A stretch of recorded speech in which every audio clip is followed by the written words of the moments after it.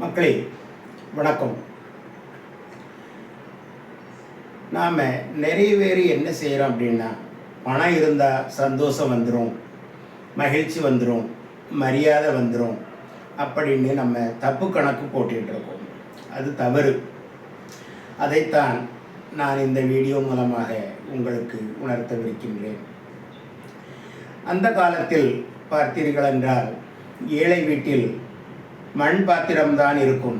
சமைப்பதும் மண் பாத்திரம்தான், சாப்பிடுவதும் மண் பாத்திரம்தான்.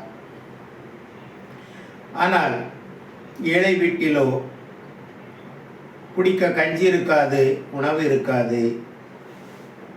கொஞ்சோல அரிசி இருக்கும், அல்லது சோளம் என்று கூறுவார்கள். இந்த காலத்தில் மக்களுக்கு தெரியுமோ தெரியாதோ, அது மருந்திற்காகத்தான் உபயோகப்படுத்துகின்றோம்.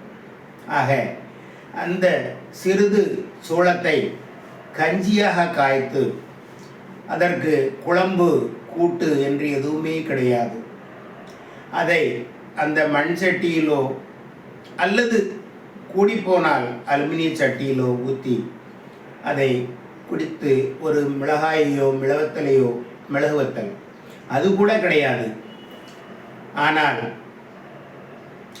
அந்த கஞ்சியில், சோளக்கஞ்சியில் இருக்கும் அன்பும் பாசமும் பரிவும் கனிவும் எங்குமே இருக்காது. அந்த வீட்டுக்கு முதலாளி என்றே கூறலாம்.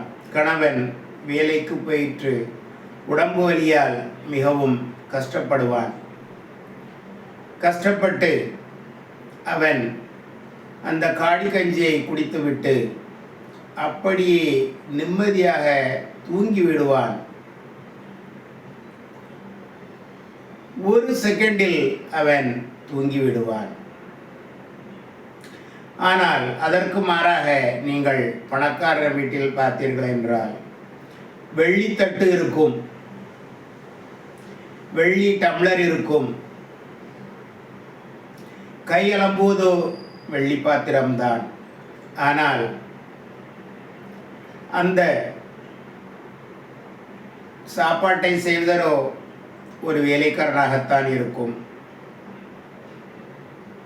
அதில் எந்தவித அன்பும் பாசமும் பரிவும் கனிவும் இருக்காது. ஆகையால் தான் பணக்காரன் சந்தோஷப்படும் தருணங்கள் மிக குறைவு. ஏனென்றால் அவன் சாப்பிடுவதோ வெள்ளித்தட்டில், குடிப்பதோ வெள்ளி டம்ளரில் தண்ணீர். ஆனால் சாப்பிடும்போதும் தண்ணீரை குடிக்கும் போதும் அவனது சிந்தனையெல்லாம் வேறு எங்கேதான் இருக்கும். வியாபாரத்தின் நிமித்தம் நிறைய கவலைகள் இருக்கும். ஆக அவன் அந்த சாப்பாட்டை ஒரு நாளும் ரசித்து சாப்பிட்டதே இருக்காது. பாருங்கள், இதிலிருந்து நாம் என்ன கற்றுக்கொள்கிறோம் என்றால், ஒன்று இருந்தால் ஒன்று இருக்காது.